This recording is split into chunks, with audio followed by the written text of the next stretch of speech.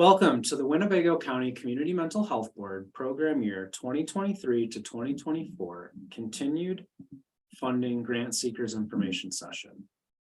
My name is Jason Holcomb. I am the Director of Community Impact for Region 1 Planning Council, and we provide the staff support for the Winnebago County Mental Health Board and manage their grant program. The critical grant documents for this year you will be able to find on the website linked here, the funding resources page of the Mental Health Board website. Please take a look at the notice of funding opportunity. The strategic plan has not updated this year, so there'll be no changes from last year's strategic plan, but you will have that as available for you to access. And also there will be updates this year to the funding policy. For the notice of funding opportunity, you will see a timeline that demonstrates the critical dates for this application process. The notice of funding opportunity was released December 8th, and the application portal opened December 12th.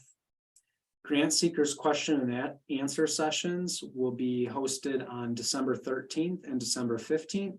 Pre-registration is required for those, and you can find the link for that on the funding resources page, also linked again at the bottom of this slide. The application deadline for what is this year an abbreviated renewal application, it should not take an extreme amount of time to fill this out. The application deadline is January 18th of this year. And that will then go to board review process, and funding decisions will be made at the May 3rd board meeting, or at least that is the intention.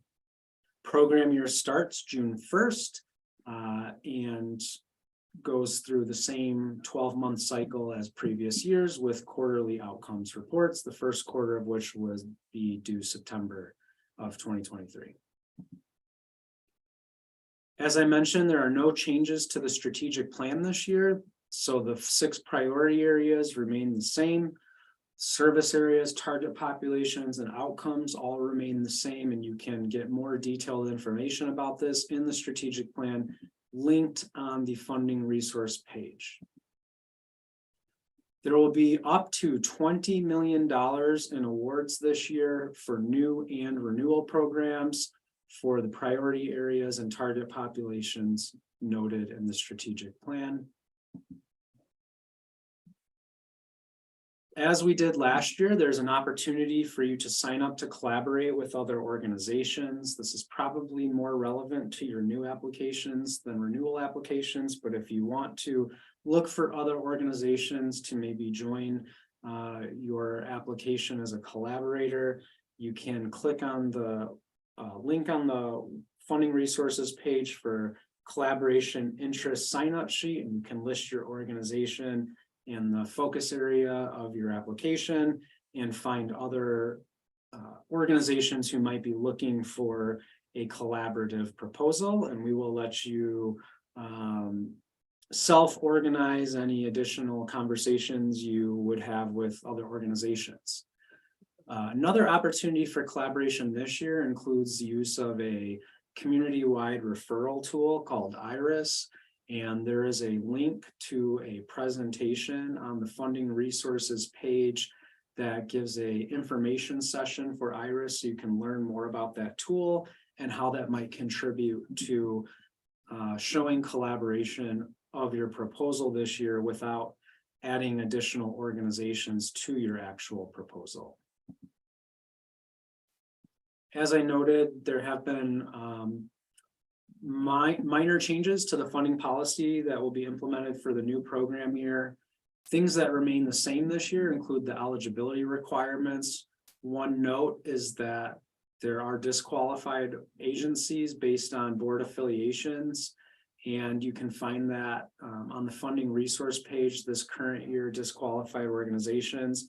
None of the organizations who were funded last year are on the disqualified list. So unless you are adding a new organization as a collaborator to your application, there would be no disqualifications. But if you are adding a new organization as a collaborator, you might want to check that list. Administrative requirements remain the same. Services may not be denied based on a client's inability to pay if funded by the mental health board. And then secondly, participation in the Learning Network collaborative meetings to coordinate services throughout all funded agencies is a requirement.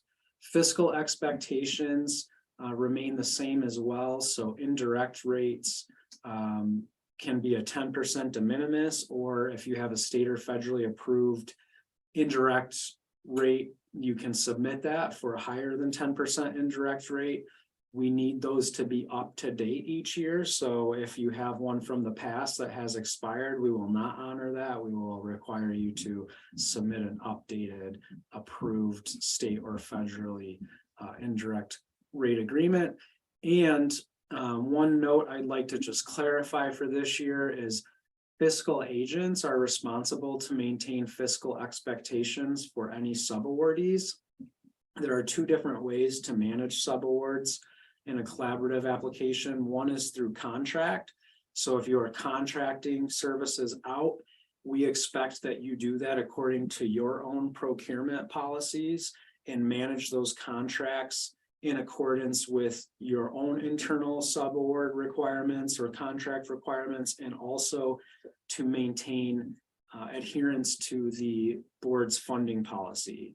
The second way is to do a partnership model where each organization as a subawardee fills out their own independent budget showing revenue and expenses and their evidence of expenses, and those should each be submitted separately on a monthly basis so that we can differentiate which partner evidence associates with which partner's budget. I can talk to you more about that if you have questions about that. In terms of decisions, this is where there has been a change to the funding policy this year. It will no longer be a quorum of board members reviewing all grant applications due to the increased number of applications that are being received each year. We have reduced this to 3 board members who will actually review and score each application, but then the scores will be once again presented to the entire board for review and discussion before funding decisions are made. Awards remain under standard grants. These are expenditure-based grants. It is monthly reimbursement as the default method for processing payment, and renewals again are on a year-by-year basis. They are not guaranteed, but it is the intent of the mental health board to continue the funding of successful programs to maintain continuity of care in the community. Contract amendments can be made by request. One change this year is that the board president will still be able to make work plan amendments, but any budget amendments do require a full board vote. That has already been the practice of the mental health board, but that is now formalized also as part of the funding policy. Reporting requirements remain the same. There's a requirement for quarterly and annual reports, which include program outcomes, target populations, demographics, and qualitative reports. And then there's a financial reporting requirement on a monthly basis, which I referenced earlier, in which best evidence must be submitted for all expenses, and there must be financial statements as well for revenues.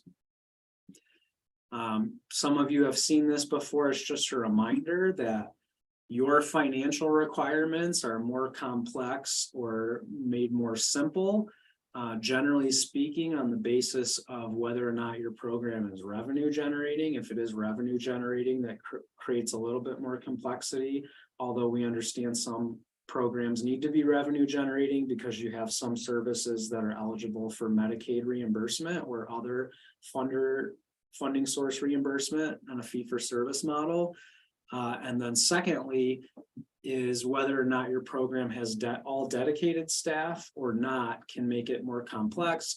When your program has completely dedicated staff, we only require a signed statement that all of their time was spent on the project. When you have staff that are working across multiple projects, that is acceptable to do, but then we require timesheets to document the amount of time that staff person spent on this funded program as part of your evidence submission.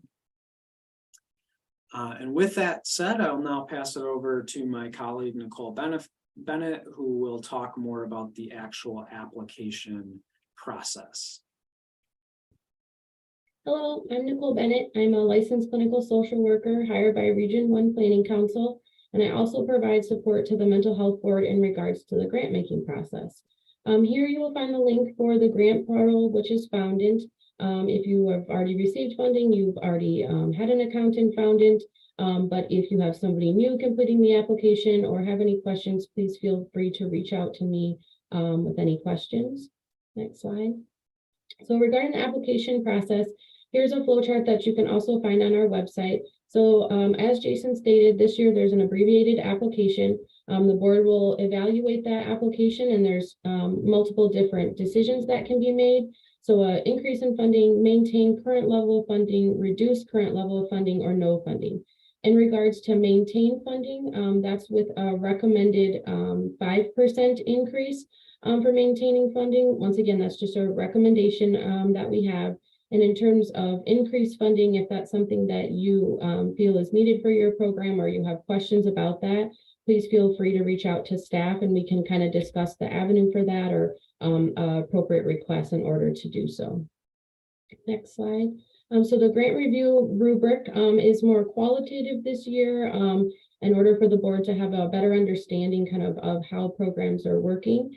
So each of the categories that I'm going to discuss will be reviewed on a scale of excellent, good, fair, poor, or bad.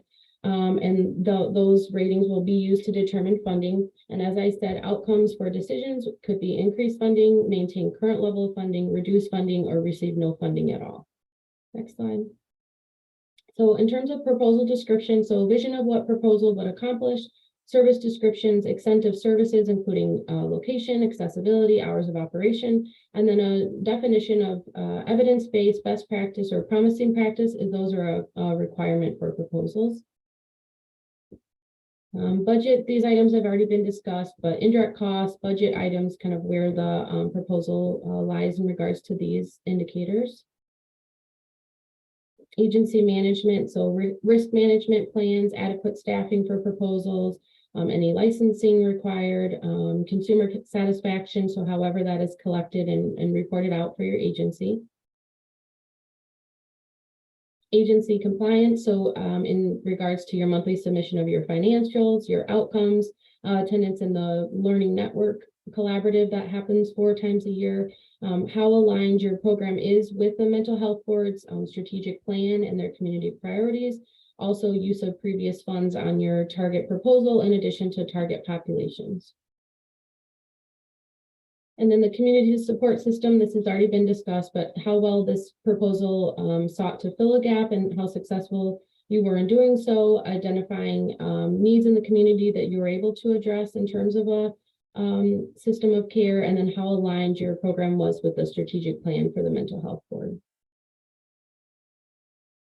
So also overall program improvement. So anybody that was funded in the first year as well as the second year, this would apply to you. So how well over the years were you able to operate your program? How well were you able to utilize staff?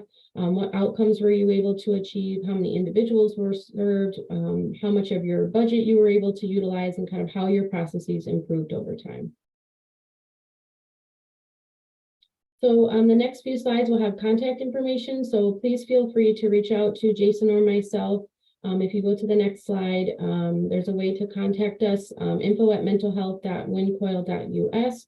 Also, this is our website. I know we've said it several times, but the funding resource page is really going to be a good resource for you to have, bookmark it for any questions. And you can also sign up for our email list. So any new information that is made available, you will have instant access to it. And then these are all the social media sites in case you want to follow along for more information. And also the link for the funding resource page.